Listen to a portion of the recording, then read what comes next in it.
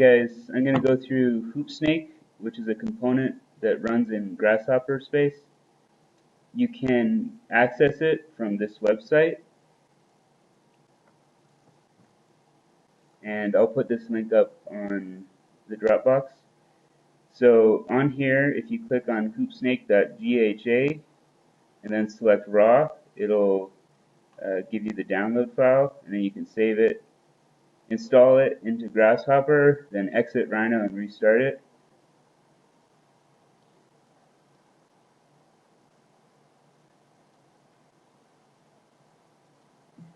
So the source website, this is a definition that's made by this person here. And on his website, he has a description of what it is. If any of you want to follow along, I recommend that you go to that website. Is anybody wanting that? Or to download it either? Okay, so the power of the Hoopsnake component is that it can receive data and store it, and then it can keep feeding it back into a system that you set up until it reaches a desired condition that you have set up. It also logs its progress so that you can make changes while it's running, or you can progress step by step. So let's go in and analyze the parts of this component. Here in the middle you see the Hoopsnake component. The first part is this S input, which is the starting data. And that's the first iteration of information to plug in that's necessary for your recursive system. Then the second part, it takes that starting data and it outputs it into a function or an operation that results in changes that you set up. And it also will send it over to here in this one to perform manipulations. And then the third part is after it does those, it sends that back into the data component. And then from there, that data becomes the new feedback.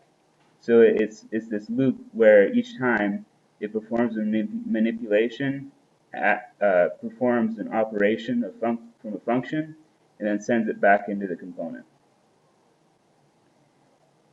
So then the fourth part is if you choose, you can set up a termination condition, so it'll keep going until the conditions that you set up are met. And that's optional. You can have it just run indefinitely until you stop it. Then over here on 5, it has, if you take this history and form a panel, it'll show a log of information of each cycle.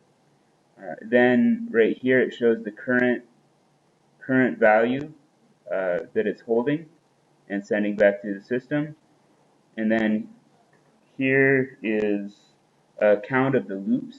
So if you have more than one of these in a system, more than one of these Hoopsnake components, it'll tell you how many are operating to get the values you have. And then this last one is iterations, which is the number of cycles that it has run through. So one tip that I found out while looking through this component is when you're forming functions to evaluate, there are a preset list that you can go to. So one that we're going to use later is this round. So if you set up your expression with this method or this terminology, it'll perform these functions depending on what you want. So now let's look at what makes up a Hoopsnake definition. You have, at the beginning, you have your staging information for the system. So it's set up, you create an object, create a system of, or a group of objects that you're going to then evaluate with Hoopsnake. Then the second part is the manipulation part. And this part is where you have feedback from the Hoopsnake to keep performing manipulations. And then we have a series of operations for the resulting change of value that it puts in.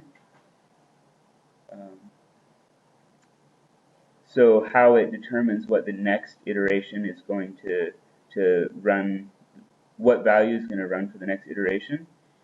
And then we have our desired termination data. And then over here you have the conditions of termination.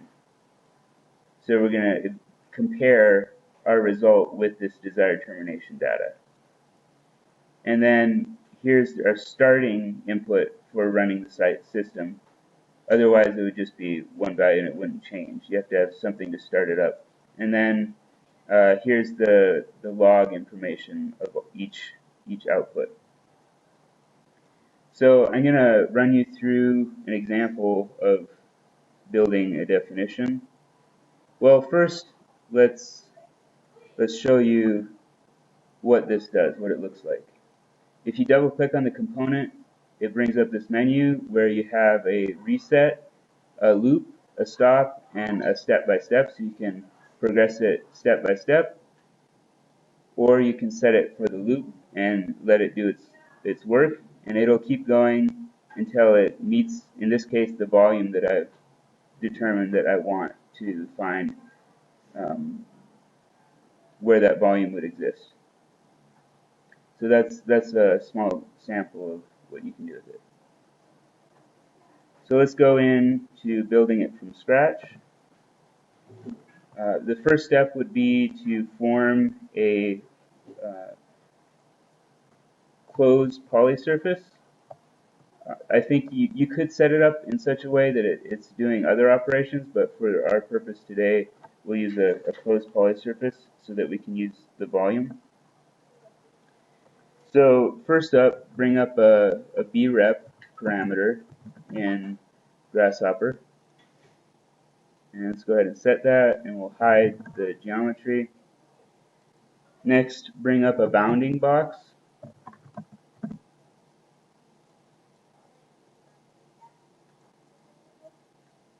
Then bring up a deconstruct brep.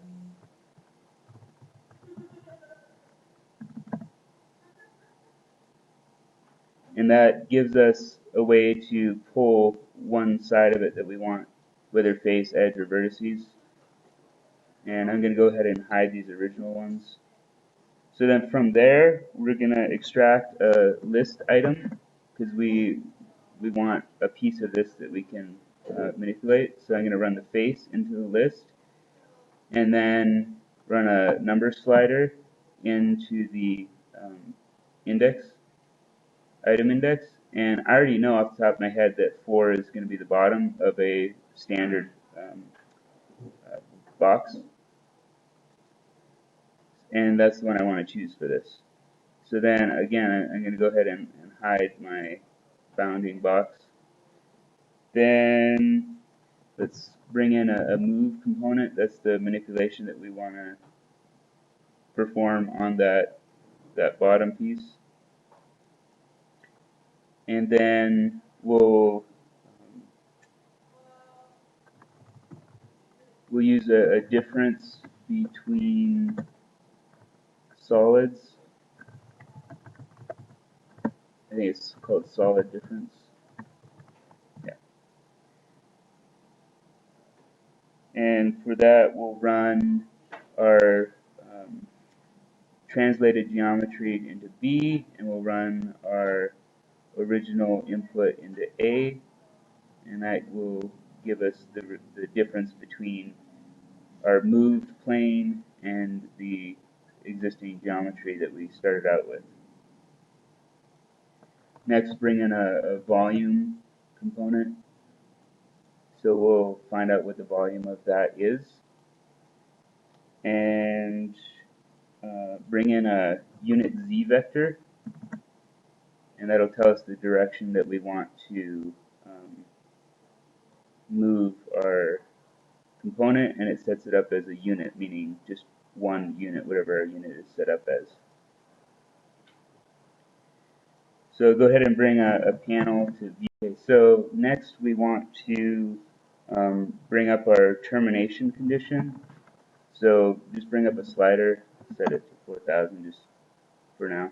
To find out what you want, if you're using this volume, we can bring this volume component back and we can look at the volume of our bounding box to see about what that is. So here it's 7,134. So since I'm using a box, I know it's going to be exact as it progresses. If it was an odd shape, then the volume of the bounding box would not be the accurate volume. So you'd want to go back to your first geometry, find out its volume. Then, so since it's 7,000, I can use anything within there. So I'll use 6,600 as my termination volume where I want to find out at what level that's going to be. And let's go ahead and set up the operations for how it's going to alter the recursive data for the next input. So bring in a division component and a subtraction and an evaluate function. For the evaluate function, go ahead and type in x plus y. Just simple adding two together. I guess in that case you could also use the addition. So then let's also bring in another slider here, set it to 3 for now, plug that into your y. Go ahead and plug these in as shown. And for the subtraction, set the first data item to 1. And for the division, we're going to divide our volume at this iteration by the desired volume, and that's going to give us a fraction of that. And then when we subtract 1 from that, it's going to progressively, as it gets closer and closer to our desired goal, it's going to be a smaller and smaller value.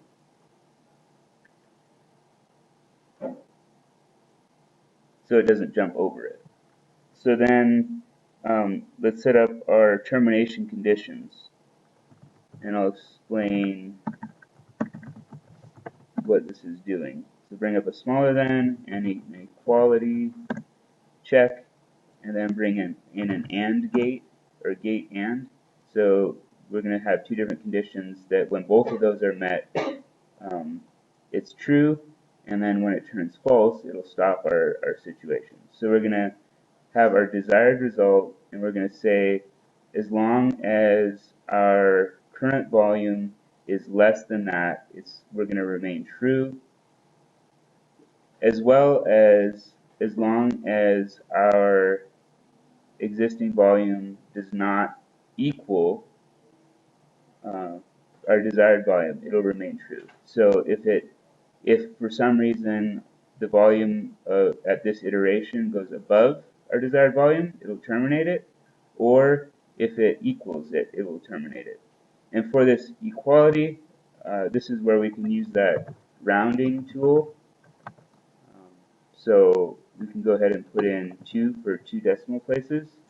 And if you want to know how to phrase this condition or this expression, go into expression editor and click on this expression function list, and then you can go down and look for your desired signature.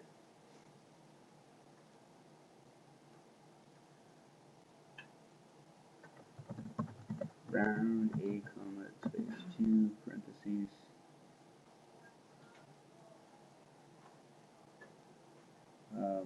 And actually, I want our volume that's being from the iteration to be rounded, not this one, because this one's an exact number. So then bring in the Hoopsnake, and we'll start plugging in stuff. Let's set a starting value to like 0.15, let's say. So that's what it's going to first move the plane up 0.15, take the volume, run it through these operations, and then it'll send us a new value, And right now you can see that there's the starting condition 0.15, and we're going to take that output, that feedback, and we're going to plug that over into our unit vector back here. And if you want to turn off the wire display, you can right click, go wire display hidden, and then it just has a wireless receiver, so it doesn't mess up your nice clean workspace if you're picky.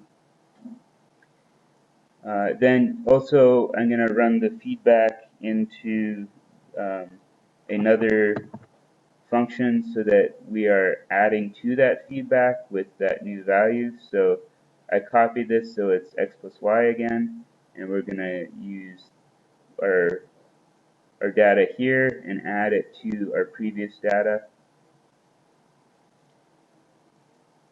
And then that is going to run into our data input.